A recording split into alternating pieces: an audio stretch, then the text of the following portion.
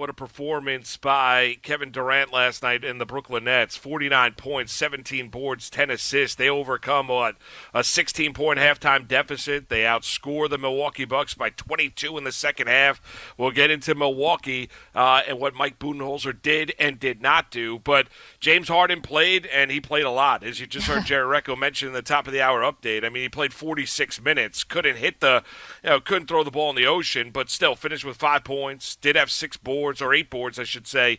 6 boards and 8 assists for James Harden. He was very, very good in what he needed to be. At times a distraction, at times bringing the focus and the defense, toward him, because he still is obviously coming off that hamstring injury. It still is James Harden. So Harden did his job. He played. He wanted to play. We saw his, status change throughout the course of the afternoon to where right before we went off the air yesterday, he was good to go unless there was some setback during pregame warm-ups. But to get Jeff Green dropping in 27 off the bench, hitting 7 threes, to get Blake Griffin giving you 17, but really it was a night for Kevin Durant. Yep. We talk about kind of those nights that stamp you. And we all know how great of a player Kevin Durant is. I mean, you don't have to be a rocket scientist to know his impact on the league. Best player in the world, best player on this net team. Yesterday, last night, he was magical. I mean, it was just one of those performances where, Kevin Durant took this team on his shoulders offensively. When they needed a big basket, he was there. He was amazing in the second half. Love that after hitting one of those threes where he was being defended pretty well by Milwaukee on that possession, where he looks up to the heavens, as the place is rocking at Brooklyn. I mean, it's just one of those moments. It was a fun night at the Barclays Center, and Kevin Durant had a big-time net moment last night in a game that this net team needed to win, now leading 3-2, going back to Milwaukee for a Game 6. Kevin Durant won over the city last night, and Kevin Durant put his stamp on basketball in this city last night. And you know what, Moose, we've been talking about the Nets and how, where do they really fit? Beyond Kyrie Irving, who had a connection growing up in New Jersey, felt like a bunch of mercenaries kind of just, chose Brooklyn, wanted to come here, but we never really saw them at full strength in terms of the big three, and it was hard to really grab a hold of what this team really was, and that was defining last night. This team is Kevin Durant's team, and he had a career-defining game as well. What are we going to call this? Just the Durant game? This gets shorthand. Are we going to call it the 49 and 48? 49 points in 48 minutes? It was that special last night. And Durant now has won over this city. I just don't think that there was the real connection until last night. And there's a couple reasons why. What are the things that maybe all sports fans, but especially in New York, the things that we hold dear the most is we expect in this city that the superstars rise to the occasion. That's always what we expect, right? We talk about this with the Yankees all the time. We've talked about this with the Knicks and Patrick Ewing back in the day. It's all about the superstars in New York, and we expect that when they are needed, that they put the team on their backs and do their jobs in a way that absolutely dazzles us. And that is what Kevin Durant did last night. The other thing I think that New Yorkers and New York sports fans really appreciate is the athlete that does play through the injury. And the fact that James Harden wasn't anywhere close to 100% last night, and you saw, and he was basically just eating minutes out there. Kenny Smith, I thought, put it best on the TNT postgame show that he was more of a distraction than a threat. But he did actually have a couple amazing moments, too, in terms of distributing the ball. As you mentioned, the 8 assists. They needed every minute of his 46 minutes, and he was obviously battling through something. And I think that those two guys, Durant definitely, but Harden also, I think, won over a lot of critics last night. People have been, appreciative of his game when he got here, but didn't like the way that he shot his way out of Houston and all of that. Those two guys had their moments, none more than Kevin Durant. He won over the city. We've been waiting for it maybe to happen, Moose, because we know how talented he is. He's the future Hall of Famer. But his basketball career in New York had yet to be defined, and he's on his way starting with last night. Now, the question is he going to need another one of those to win the series? Yeah, I mean, now you got to win the series, and then you got to win in the Eastern Conference Finals and go win an NBA title. So, I mean, it's a tremendous individual performance, and we often define guys. I mean, how many times do we do this with athletes, regardless of sport? What do you do in the postseason when it counts the most? And the Nets season began in the postseason. It wasn't about the regular season. These guys played 3 games together, 8 games together, the big three during the course of the regular season. So it was all about these moments, these games. And as Steve Nash was asked, James Harden, motivated by the Kyrie Irving injury, he wanted to get back on the court. We talked about it yesterday. What kind of version of James Harden were you going to get? A diversionary tactic, that's fine. Something that Milwaukee had to pay attention to as compared, say, if Mike James was filling that role or somebody else.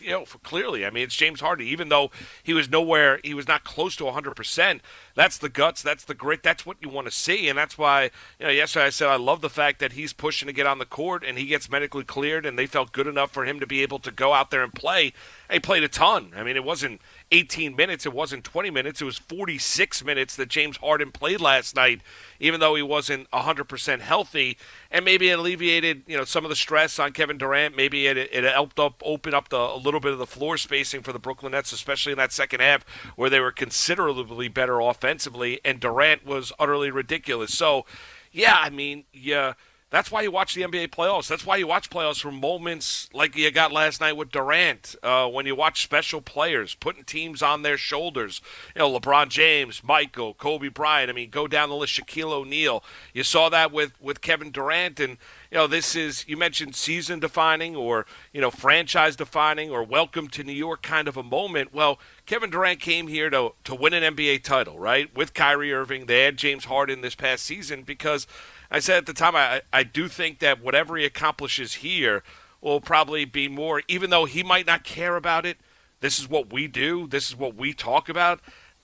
For Kevin Durant, I think it would be the biggest accomplishment of his NBA career to win an NBA title during his Brooklyn Net days. It doesn't have to be now. It doesn't have to be this year.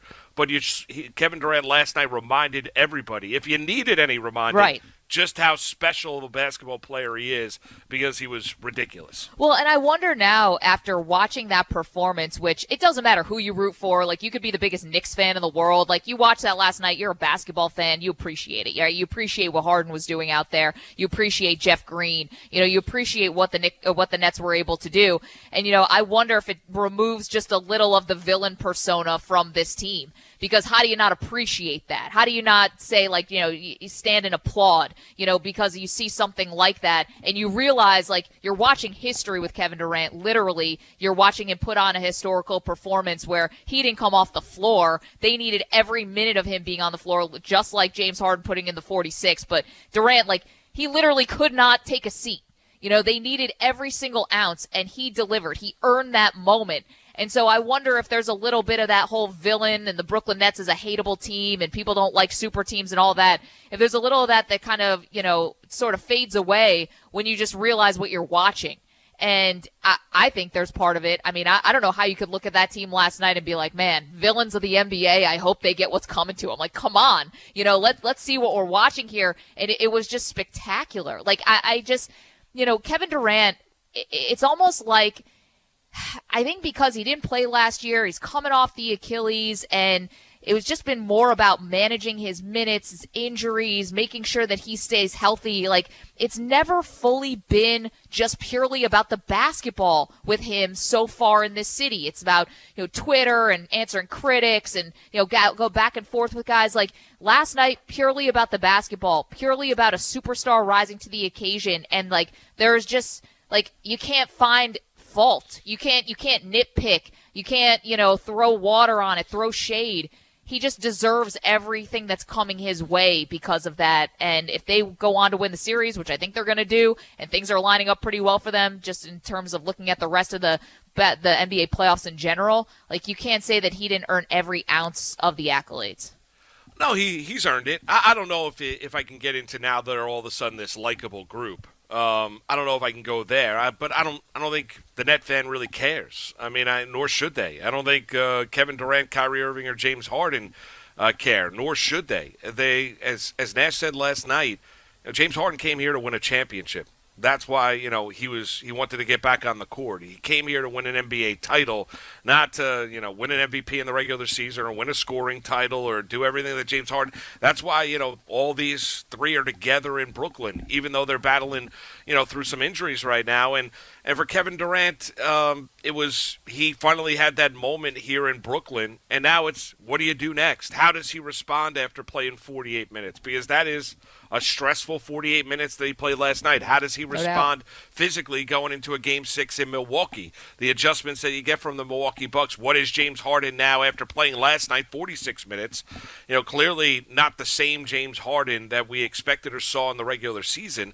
Coming off that hamstring injury, what is he then in a Game 6? If and when do you get Kyrie Irving back? Maybe potentially a Game 7 after he suffered that ankle injury toward the tail end in the middle part of Game 4 in that second quarter, Maggie. So, you've got a lot of questions here. The Nets needed a Superman performance last night from Kevin Durant, and he gave it to him. And he gave the NBA fan that. So it was marvelous to watch. It was great to see.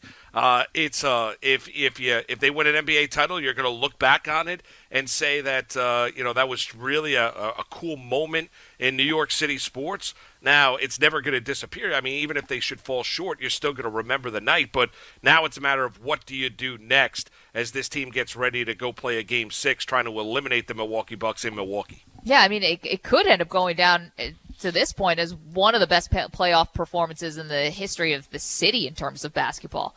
Up there with the Walt Clyde Fraziers, up there with some of what Ewing was able to do, up there with Willis Reed. It's really amazing what that was last night. Just think about his fourth quarter. We talk about stars taking over, and you could say, well, the Milwaukee Bucks, they should have doubled, they should have done this, that.